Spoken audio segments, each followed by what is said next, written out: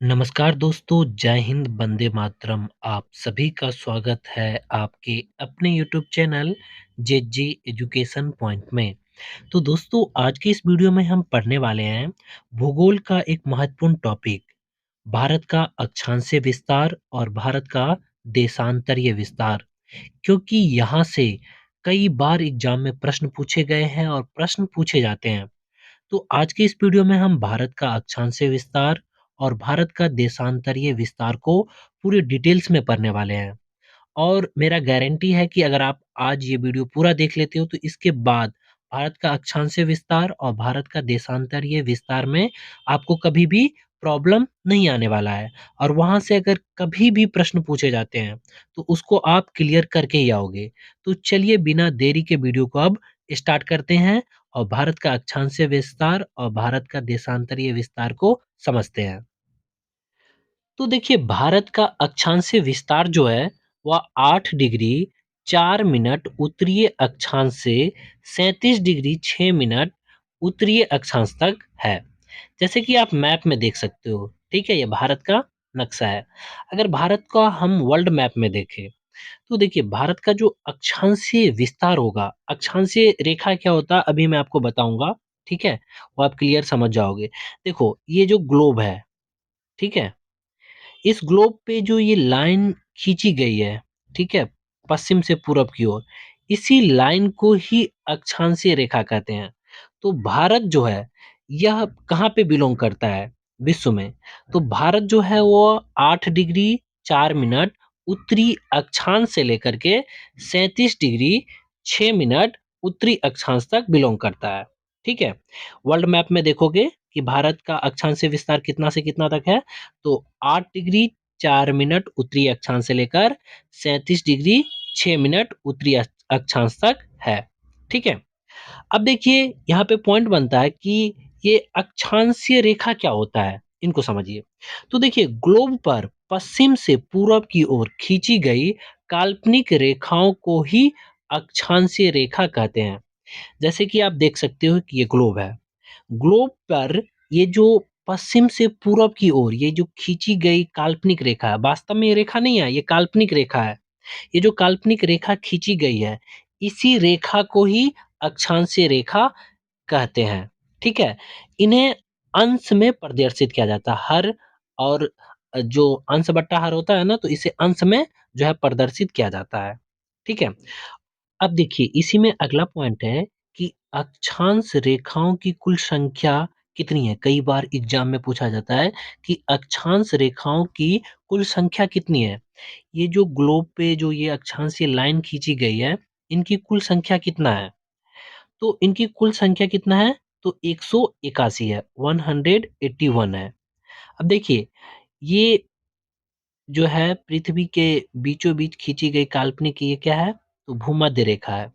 भूमध्य रेखा के अगर दक्षिण की तरफ हम देखें तो 90 ये जो है वो अक्षांशीय रेखा खींची गई है, और उत्तर के तरफ देखें तो उस तरफ भी 90 अक्षांशीय रेखा खींचा गया है। और एक ये हम अगर भूमध्य रेखा जोड़ देते हैं तो 90 90 और प्लस एक, टोटल कितना हो जाएगा? तो 181 अक्षांशीय रेखा। परंतु अगर हम ये देखें कि ये ध्रुव पे, तो ध्रुव पे जो ये रेखा खींचा गया है वो बिंदु की तरह है। ठीक है, तो अगर हम इसे अक्षांशीय रेखा ना माने, तब अक्षांशीय रेखा की जो है वो संख्या कितना होता है? तो 179। ठीक है, तो यदि दोनों ध्रुवों को रेखा ना माना जाए, क्योंकि ये बिंदु है, बिंदु पर आप ध्रुव पे जाके देखोगे ना, तो ये जो लाइन खींची गई है अक्षांशीय रेखा, ये बिंदु की तरह दिखता है, तो यह बिंदु है। तो अगर इसे नहीं माना जाए तब अक्षांशीय रेखा की जो है वह संख्या कितना हो जाएगा? तो 179। इसके बाद अगला पॉइंट है इसी में कि सभी अक्षांशीय रेखाएं समानांतर होती है। अगर हम देखें सभी अक्षांशीय रेखाओं को, तो वह क्या होती है? तो समानांतर होती है। ठीक है, ये आपको पता होना चाहिए। जैसे आप देख सकते हो कि ये सभी रेखाएं जो है वह क्या है? समानांतर ये है। अब ये काफी इंपॉर्टेंट पॉइंट है, यहाँ से कई बार प्रश्न जो है पूछे गए हैं और पूछे जाएंगे कि दो अक्षांशों के बीच की दूरी को क्या कहते हैं? तो देखिए, ये जो दो अक्षांश रेखाएं हैं, इनके बीच की दूरी को क्या कहा जाता है? तो उन्हें जोन कहते हैं। दो अक्षांश रेखाओं के बीच की दूरी को क्या कहा जाता है? तो ज़ोन कहते हैं। इसके बाद दो अक्षांशों के बीच की दूरी कितना होता है? यही जो है इन दोनों के बीच की दूरी कितना होता है? तो 111 किलोमीटर होता है। ये आपको याद रखना है कि दो अक्षांश रेखाओं के बीच की दूरी कितना होता है? तो 111 किलोमीटर। और दो अक्षांशों के बीच की दूरी को क्या कहते हैं? तो ज़ोन कहते हैं। अब देखिए, भूमध्य रेखा के दक्षिण में 23.5 डिग्री अक्षांश को मकर रेखा माना जाता है या मकर रेखा कहते हैं। जैसे ये देख सकते हो, ये हो गया भूमध्य रेखा, ये आपका है मकर रेखा, और ये आपका क्या है? तो कर्क रेखा। कर्क रेखा के बारे में हम आगे पढ़ेंगे। ठीक है? तो ये जो भूमध्य रेखा जो है या विषुवत वृत्त जो है, उसके दक्षिण साइड में 23.5 डिग्री पर जो ये रेखा खींची गई है, इसी रेखा को मकर रेखा कहते हैं। ठीक है? ये आपको पता होना चाहिए। इसके बाद अब हम यहाँ पे एक महत्वपूर्ण पॉइंट है, इसे भी आपको याद रखना है कि संपूर्ण भारत का अक्षांशीय विस्तार, संपूर्ण का मतलब है कि द्वीप समूह जो है अंडमान निकोबार, वहां से भारत का अक्षांशीय विस्तार कितना है? तो संपूर्ण भारत का अक्षांशीय विस्तार जो है वो 6 डिग्री 4 मिनट से लेकर के 37 डिग्री 6 मिनट उत्तरी अक्षांश के मध्य है। ठीक है? यानी इसके बीच में बिलोंग करता है। तो संपूर्ण भारत का अक्षांशीय विस्तार आपको पता होना चाहिए कि 6 डिग्री 4 मिनट से 37 डिग्री 6 मिनट उत्तरी अक्षांश के मध्य है। ठीक है? अक्षांशीय विस्तार को समझने के बाद अब हम भारत का देशांतरीय विस्तार को समझ लेते हैं। तो देखिए, भारत का जो देशांतरीय विस्तार है वो कितना है?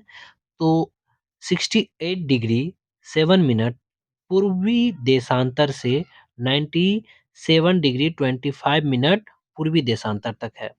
तो 68 डिग्री 7 मिनट पूर्वी देशांतर से 97 डिग्री 25 मिनट पूर्वी देशांतर देशांतर तक है। जैसे कि आप मैप में देख सकते हो। ठीक है? कि भारत का जो है वो देशांतरीय विस्तार कितना से कितना है? तो 68 डिग्री 7 मिनट से लेकर के 97 डिग्री 25 मिनट तक है। अब यहाँ पर आप ये समझिए कि देशांतरीय रेखा क्या होता है? काफ़ी इम्पोर्टेंट है, तो इनको समझिए। तो ग्लोब को उत्तरी ध्रुव से दक्षिणी ध्रुव को मिलाने वाले काल्पनिक रेखाओं को देशांतरीय रेखा कहते हैं। काफ़ी इम्पोर्टेंट है कि ग्लोब, ये जो ग्लोब है उसमें उत्तरी ध्रुव से यानी उत्तर से दक्षिणी ध्रुव को जो मिलाने वाली ये काल्पनिक रेखा आप देख सकते हो, जो आपको मैं मैप में दिखा रहा हूँ, यही जो रेखा है, इसी रेखा को देशांतरीय रेखा कहते हैं।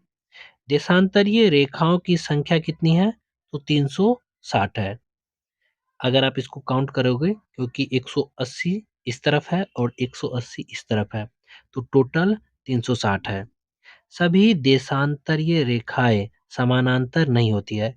यह जो जितने सारे सभी रेखाएं हैं, यह एक दूसरे के समानांतर नहीं होता है। इससे पहले हमने देखा था कि अक्षांशीय रेखा जो है वो एक दूसरे के समानांतर होता है, जबकि देशांतर रेखाएं जो है वह समानांतर नहीं होता है।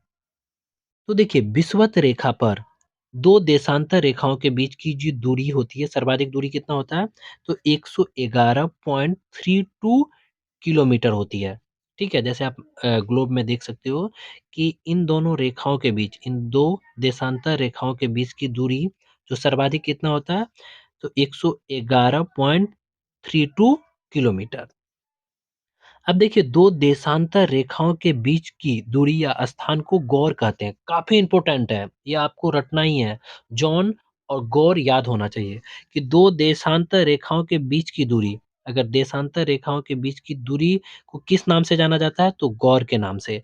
और दो जो है अक्षांशीय रेखाओं के बीच की दूरी को किस नाम से जाना जाता है? तो ये भी आपको पता होना चाहिए, जॉन के नाम से। गौर और जॉन, ये आपको याद होना चाहिए। तो दोस्तों, इस वीडियो में इतना ही। अगर आपको ये वीडियो पसंद आया हो तो इस वीडियो को लाइक और अपने दोस्तों के साथ शेयर करना ना भूलें। मिलते हैं नेक्स्ट वीडियो में, तब तक के लिए जय हिंद, जय भारत, वंदे मातरम।